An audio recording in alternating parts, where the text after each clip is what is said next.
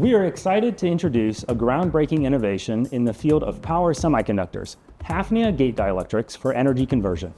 Hafnia serves as a direct replacement for traditional silicon dioxide dielectrics and operates under the same conditions. This allows for easy drop-in replacement and a seamless transition to this technology.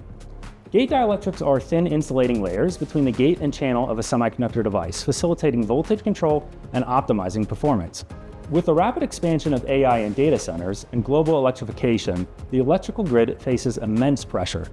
Our research addresses the urgent need for high-voltage power semiconductor devices that minimize energy loss and optimize efficiency. By enabling high-K gate dielectrics in next-generation devices, we are paving the way for substantial energy savings and unlocking new applications in satellite technology and beyond. This innovative Hafnia Gate Dielectric is the first of its kind specifically designed for wide bandgap semiconductors. Hafnia Gate Dielectrics outperform traditional materials by reducing channel resistance by a factor of 25 and improving overall device performance by 50%. Our unique atomic layer deposition process eliminates interfacial oxide impurities and is the first bulk high-K film with compatibility for wide bandgap power devices.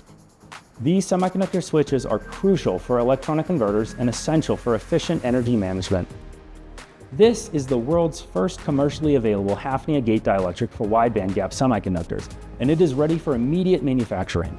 It represents a monumental shift in cost efficiency and capability, especially for transportation and smart grid sectors.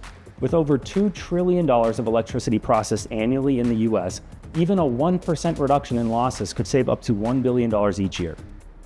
The adoption of high-K dielectrics for wide bandgap semiconductors is a transformative leap in technology capability unlikely to be matched by conventional scaling over the next 15 years.